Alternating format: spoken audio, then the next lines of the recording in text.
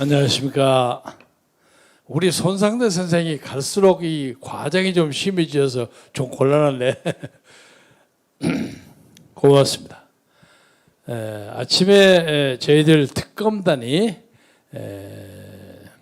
광화문에 가서 기자회견을 했습니다. 그리고 난 다음에 여기를 오니까 마침 정광훈 목사님이 계시지 않아서 연사가 요새 많이 바뀌어졌습니다.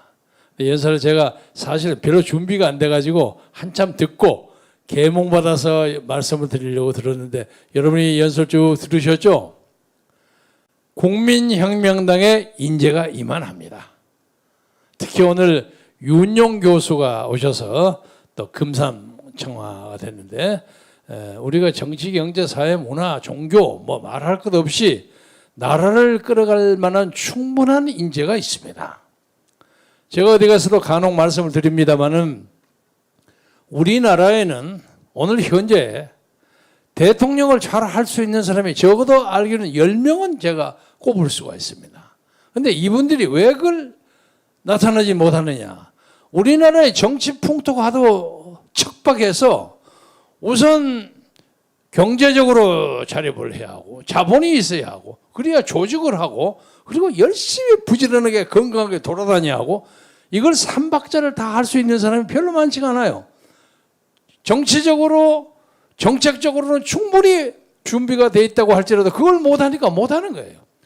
그러니까 이상하게 그보다 함량이 많이 떨어진 사람들이 부지런히 쫓아다녀가지고 아참하고 뭐하고 공천받고 하다가 올라가요.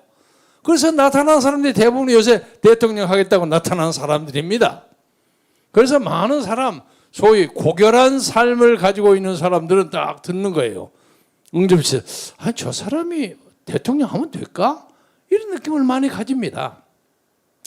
그래서 우리 정광훈 목사께서는 그렇게 나타나지 못하는 천하의 인재들을 우리가 새로운 조직을 만들어서 광범한 탕평책을 통해서 요소요소에 그분들을 잘 집어넣자.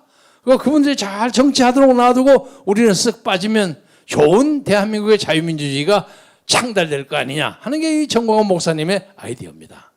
여러분이 방금 한 시간 전에 보셨죠? LA에 도착해가지고 목사님이 워싱턴, 뉴욕, 필라델피아 집회를 끝나고 비행기 타고 LA 도착해서 아마 지금 주무실 겁니다. 새벽 12시 50분이니까 일요일 아침 지금부터 한 대여섯 시간의 전후에 LA에서 또 한번 크게 판을 벌리실 겁니다.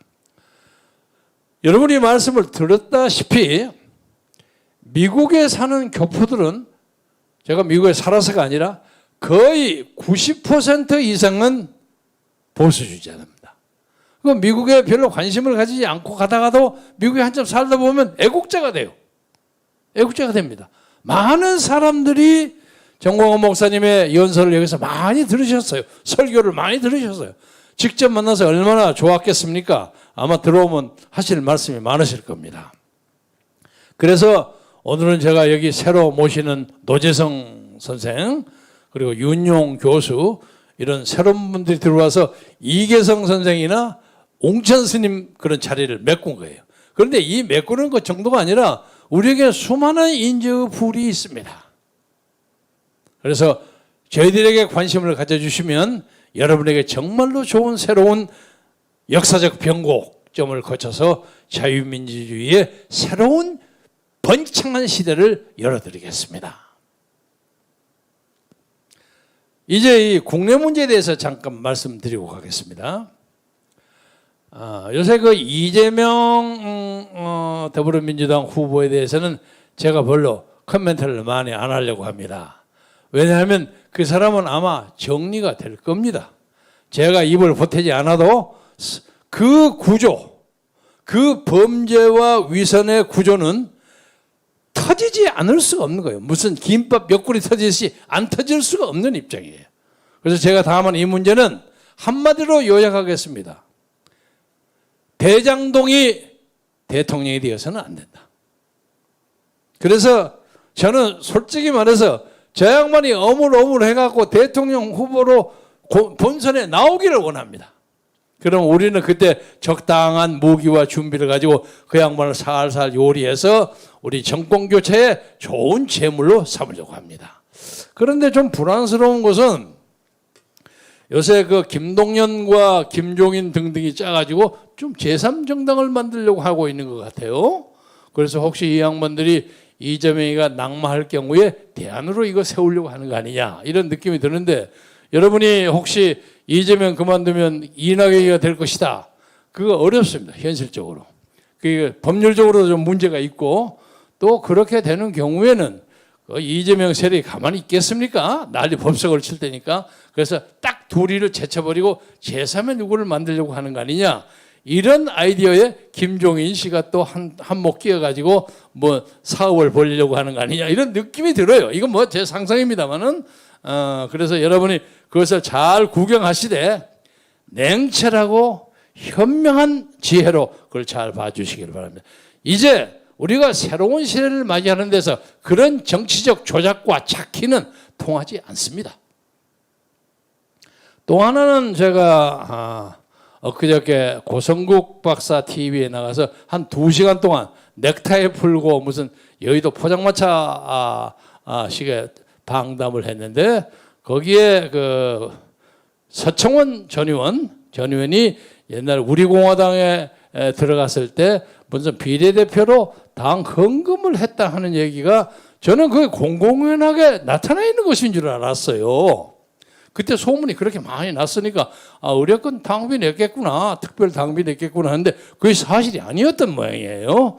그래서 우리 공화당 사람들이 아주 분기탱천해가지고 저한테 고소한다 어쩐다 해서 제가 엊그제 그 문제에 대해서는 사과를 드렸습니다. 그래서 우리 공화당 사람들 요새 갑자기 저에게 막 악성 댓글이 많이 뜨는데 아마 그 양반들이 댓글 쓰느라고 애 많이 쓰시는 모양인데 그건 미안하게 됐습니다. 그리고 그 문제에 대해서는 조원진 대표에게도 제가 일간 지원을 드리려고 합니다. 다만 우리가 야권의 민주 세력을 다 단합하기 위해서 흔히 보이는 무슨 자유민주당의 고영주 변호사, 그리고 최대집 의사, 뭐 이런 사람들 많이 있죠. 다 모아야 되는데 우리 국민혁명당 쪽에 있는 동지들이 박근혜 대통령을 평가하는 데 있어서 우리 공화당하고 약간의 의견의 차이가 있습니다. 그래서 이것은 앞으로 우리가 극복해야 할 과제라고 생각하고, 적어도 문재인과 그 일당을 잡기 위해서는 우리의 사소한 감정이나 이런 것은 풀어야 되지 않느냐. 그래서 그 문제에 대해서 저도 열과 성을 다해서 풀도록 노력하겠습니다. 그런데 제3의 화제로 돌아가서 지금 저 문재인 정권하고 지금 막 붙어가고 있는 국민의힘이 지금 그냥 아슬아슬하기 짝이 없어요. 우선 1등을 달리고 있다는 유나무계 후보. 아니 왜 너무 실수를 그렇게 많이 해?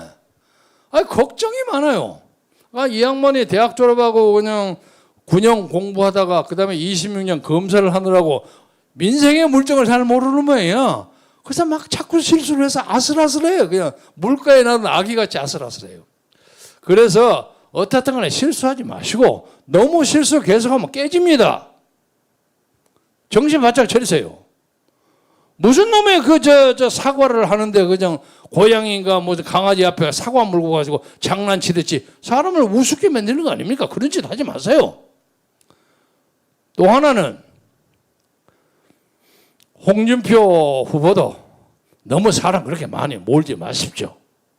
그러면 안 됩니다. 우리가 또 홍준표 의원에게 해야 할 얘기들이 많이 있습니다. 그래서 우리는 언젠가 끝까지 가서 막판에 그들과 단일화를 하겠다는 생각을 가지고 있습니다.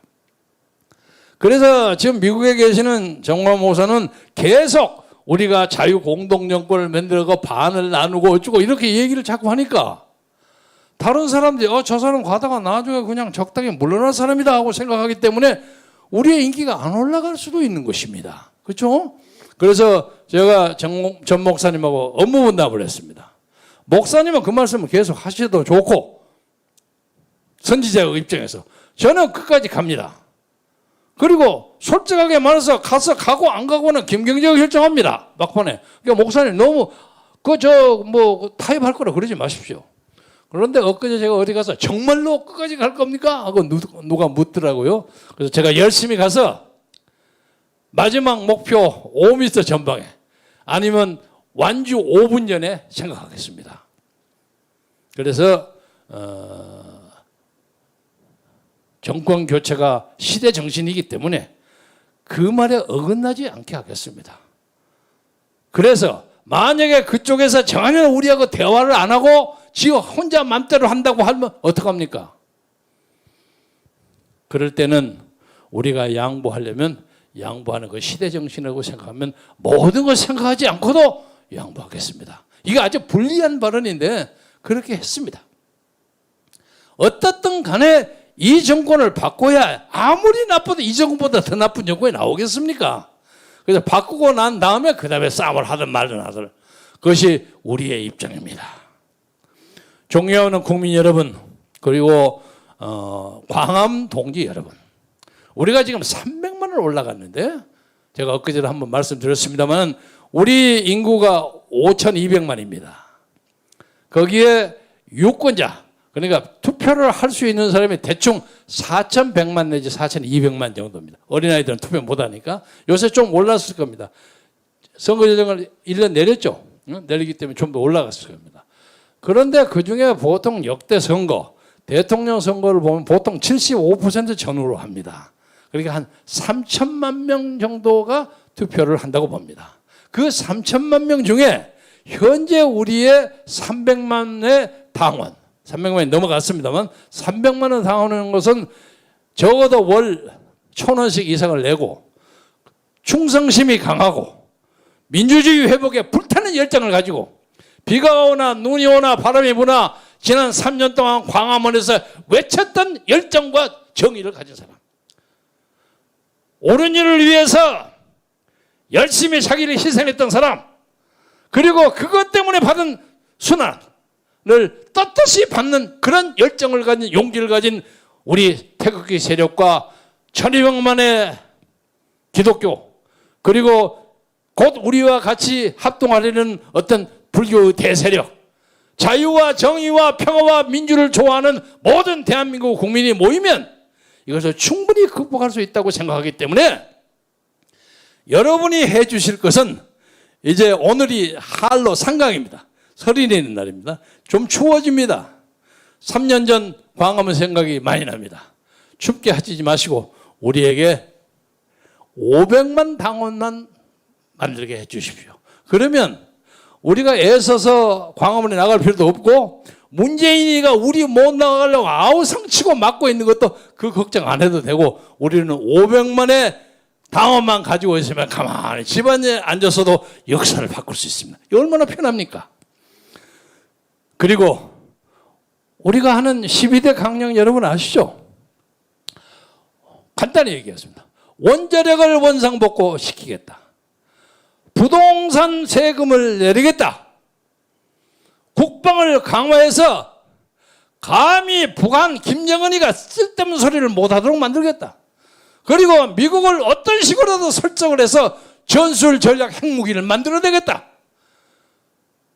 그리고 교육제도를 바꿔가지고 조국이 같은 사람이 자기 자식과 딸을 좋은 학교 보내기 위해서 가짜 문서 만들어가고 하는 그 수시입학, 그걸 없애버리겠다. 우리는 여러분이 무엇을 원하는지 잘 알고 있습니다. 저는 서울특별시에 관한 한 서울을 21세기 세계의 중심 도시로 만들고 싶어요. 그래서 여러 가지의 과학적 방법과 엄격한 법률 하에서 진행되어야 하지만 한강이라는 이 자원이요, 세계에 저렇게 좋은 자원이 없습니다. 여러분 파리 가보셨나요? 프랑스 파리? 파리의 샌강이라는 한강에 4분의 1도 안 됩니다. 쭈매해가지고 녹색으로 그냥 녹조가 쫙 껴 있어요. 한강 거기에서 양반 중에도 상양반이에요. 저는 이 한강 근처에 21세기 세계에서 가장 멋있는 마천루에 집을 짓겠습니다. 그래서 뉴욕의 마천루를 뺨치고 파리 뭐니 뭐 그까지 생각도 하지 말고, 요새는 여러분이 잘 아시겠지만 21세기는 공항문화의 시대입니다. 우리 인천공항이 동북아시아의 허브공항이에요. 그런데 경우에 따라서 이 허브공항이 제주도로 갈 수도 있습니다. 그러면 전 세계의 회의를 하려면 다 공항 근처로 옵니다. 애들 데리고 회의하는 동안에 자식들은 디즈니랜드 같은 걸 시키고 거기서 관광하고 쇼핑하고 그러다가 회의 끝나면 야, 회의 끝나다 가자 하면 다 데리고 가는 그것이 공항 문화입니다. 우리 동북아시아에서 대한민국이 처해 있는 이 지정학적 위치야말로 21세기의 공항 문화를 선도할 수 있는 최적지입니다. 그리고 우리는 북한을 다룰 수 있는 방법은 오늘 얘기는 안 하겠습니다만 비밀도 있고 우리가 본선이 있으면 얘기하겠습니다. 얘기 안 하겠습니다만 아무튼 여러분이 이번에 확실하게 국민혁명당에 표를 찍어주시면 여러분과 여러분의 아들들은 창창한 팍스 코리아나 코리아가 세계를 선도하는 문화적으로 방탄소년단 같은 노래로 아니면 춤으로 국거리 장단으로 세계를 선도할 수 있는 팍스 코리아나 시대를 열겠습니다. 이것이 여러분이 저희들을 표를 찍어주어서 얻을 수 있는 소득입니다. 존경하는 국민 여러분, 앞으로 할 말이 많지만 오늘은 이만큼 하고 비 오는 날에 추위에 조심하시고 건강 조심하시고 이제 위드 코로나라고 해서 어차피 나라가 거리가 풀립니다. 그동안 얼마나 자영업자들 고생을 많으셨습니까? 사실은 위드 코리아를 여는 것은 훨씬 더 전에 열어야 합니다. 그러나 이 사람들이 막 죽는다 산다고 겁을 줘갖고 하기 때문에 할 수 없이 우리가 생업도 뺏기고 자영업도 뺏기고 직업도 뺏기고 거리도 뺏기고 다 뺏겼어요. 그동안 이익 본 사람은 문재인 하나예요. 문재인이 엉뚱한 소리 하고 다녀요. 때려잡을 수 없으니까 조용하게 그 사람 물러가게 만듭시다. 그리고 이 나라를 평화적으로 법치에서 끌어가야 합니다. 말씀을 마무리하면서 한마디만 여러분에게 추가해서 얘기하겠습니다. 국민혁명당 이거 좀 무섭지 않냐? 그렇지 않습니다. 혁명, 레볼루션이라는 것은 21세기에 여러 가지의 혁명이 있는 것입니다. 혁명하면 칼 가지고 총 쏴가고 사람 죽이고 구데타 하는 것이 혁명이 아니올시다. 여러분 잘 아시죠? 민주주의가 맨 처음 시작했던 1215년에 영국의 마그나 칼타 대헌장이에요. 그 다음에 1688년에 글로리오스 레볼루션 명예혁명이요. 그것도 혁명이요. 1789년에 불란서도 혁명이에요. 아메리칸 혁명이에요. 다 혁명이에요.